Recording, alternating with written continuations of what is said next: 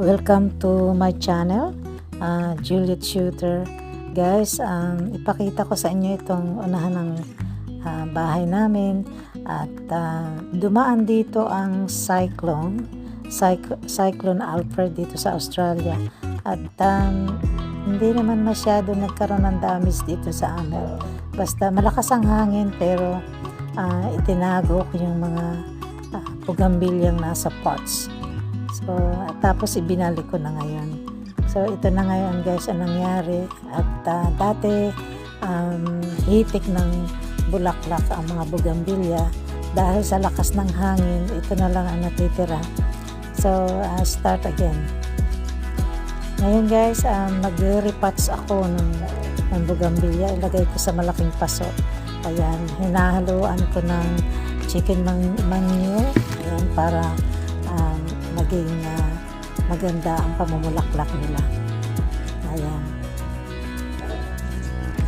Ano lang to, potty mix.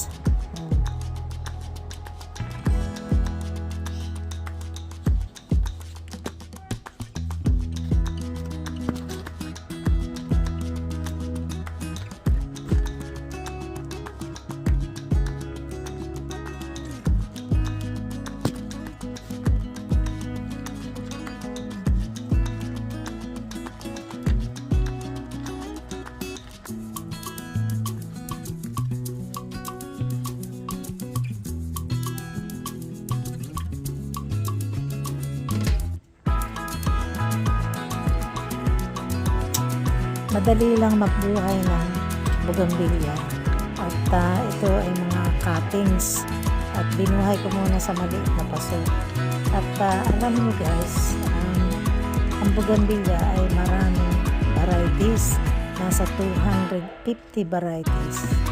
Ayan, at madali lang naman silang buhayin basta't naaarawan sila at huwag nyo ibababad sa tubig at hindi rin maganda lagi nadidiligan. Kapag nakikita ninyong ang dahon ay medyo nalalanta na, doon na kayo magdilig at ayaw niya laging nababasa. Ayan, at ang lupa ay nilagyan ko siya ng potty mix at ng chicken manure. Ayan, madali lang silang buhayin.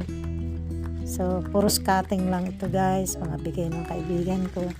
Nanghihingi ako ng mga cuttings and then ako na ang bumubuhay sa kanila. Ayan, ganun lang guys, madali lang siyang buhayin.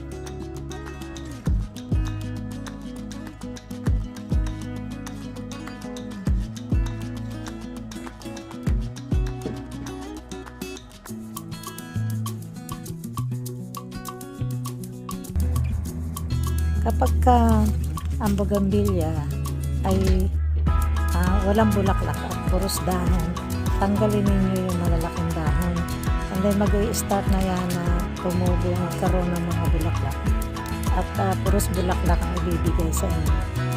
Ayan, ngayon nag-i-start na siya, mga sumusulay, mga bagong dahon. Ayan, kasi tinanggal ko lahat yung mga malalaking dahon.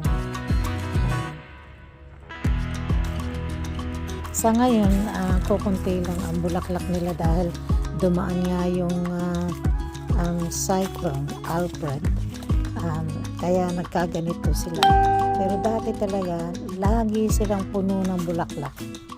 Ayan. Kaya nagkaroon sila ng damage. Ayan. Pero ngayon, nag-start na ulit.